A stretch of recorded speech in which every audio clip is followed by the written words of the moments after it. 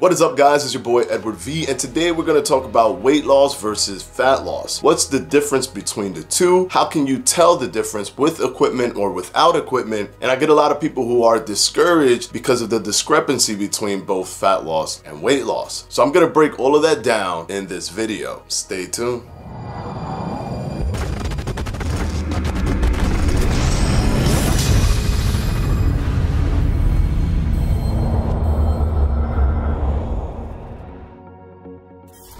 One of the questions that I get asked a lot is, I've lost only this much weight. I see all these other people losing such and such weight after a week or after a month. What am I doing wrong? And the thing with this is that I've pushed this many times in other videos that had to do with other topics that were similar and can touch on this. I've talked about it a lot, but this video will focus primarily just on this weight loss versus fat loss aspect. See, when you go on the scale, so many people automatically look at the number on that scale and equate that number to fat loss. They don't think about it as weight loss. They think about weight loss as fat loss because the fitness industry pushes weight loss so much. They'll have before and after, and they'll talk about the weight loss on there. There'll be like a 20-pound weight loss or a 15-pound weight loss or a 50 or 60-pound weight loss. So the importance of weight loss gets amplified, and the nuance within losing weight doesn't get talked about. And the thing is, you want to look at fat loss. Weight loss doesn't even really matter. The only thing that matters is fat loss. Now, with fat loss will come weight loss, obviously, but you don't want to focus on weight loss, which is why I constantly say don't focus on the scale so much. Don't even use the scale all the time. Use the scale maybe once a week, or once every 2 weeks, or once a month, however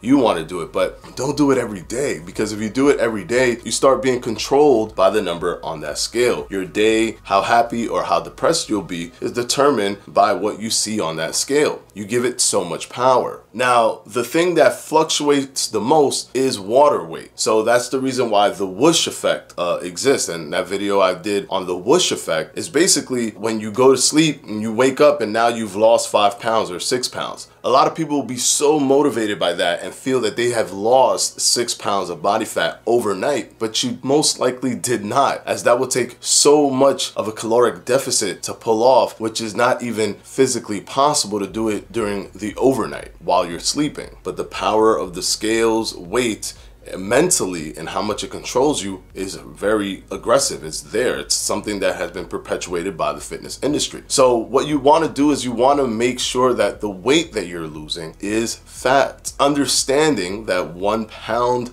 of body fat is roughly around 3,500 calories, 3,500 kilocalories. When you understand this, it makes it easier for you to be more realistic and understand how the speed in losing the fat will happen. Yes, things like intermittent fasting can help you do calorie partitioning so that you're targeting more of your body fat and you're retaining more of the muscle. But you need to change the focus from just what you're seeing on the scale and start shifting it to what you're seeing on your body. Now, how do you measure your body fat without any equipment? The easiest thing to do is looking in the mirror. When you look in the mirror, you'll be able to see differences, changes. Also, when you put on clothes, you will be able to feel the difference. If you were putting on your belt and you were on latch 3, but now you notice that you're on latch 6, that's 3 latches where you're now tightening your belt even more, still feeling the same looseness on your pants. Now that you have 6 latches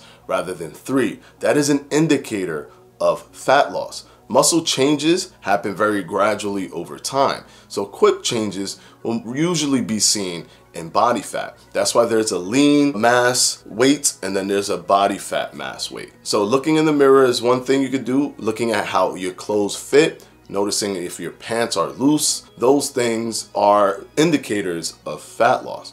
Now, how do you notice if you're losing body fat with equipment? But one thing you can do is record yourself. Video recording is probably one of the best methods to look at how much body fat you're losing, because looking in the mirror, you'll see yourself every single day, and the gradual changes in your body composition may be below the just noticeable difference, where it's below your ability to even notice that there's a difference there.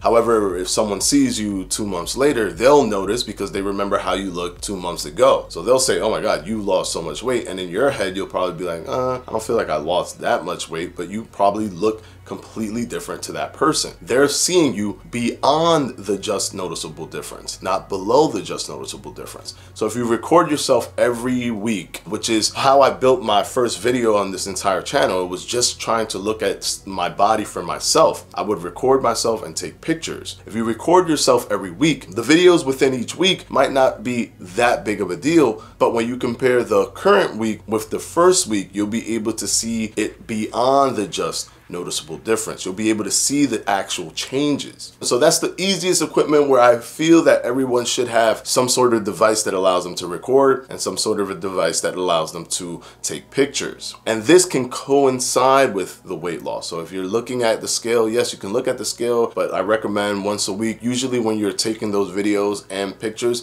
also weigh yourself at the same time so that you can go ahead and have those metrics, how much weight you've lost and how much body fat you've lost, visually and on the scale. And if you want to take it a step further with equipment, buying specific equipment just for your body, you can buy a tape measure where you can go around the waist to see how it's reducing. And if that goes down, you know that you're losing body fat. You could also use fat calipers. Fat calipers are fairly affordable, sometimes like less than $20. You get fat calipers, test different points in your body. It comes with a chart and it tells you where you can pinch yourself to look at the measurements on those specific body parts. And then it gives you an overall body fat percentage based on those markers on your body. So you can look at that. And even though it might not be the most accurate thing in the world, it still can show you that there's a reduction there. So if you were at a certain level and then it reduced, although the body fat percentage might not be completely accurate, the reduction in the body fat is accurate because you know for a fact that there is a reduction there because you are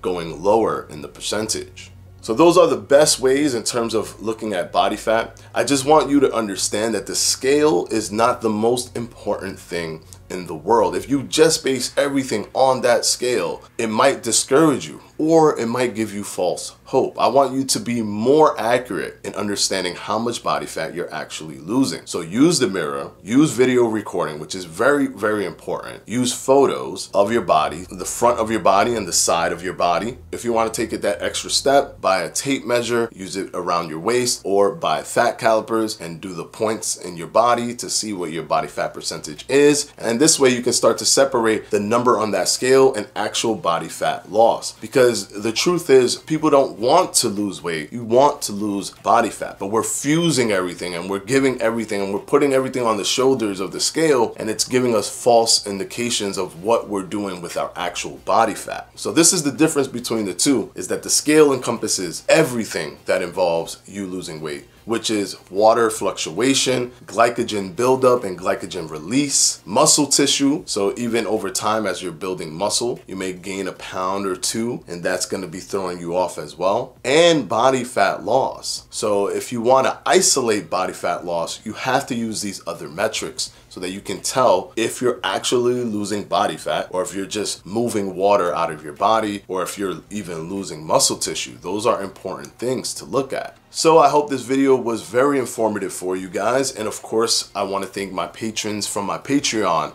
And I'm going to go ahead and put their names right up here.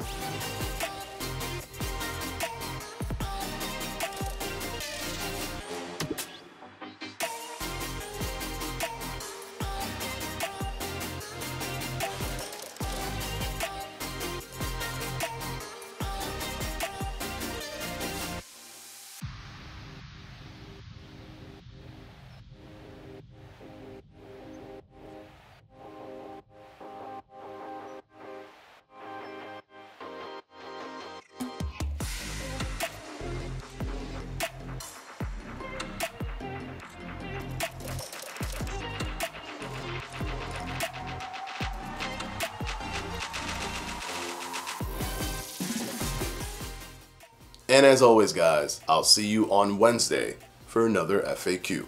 Peace!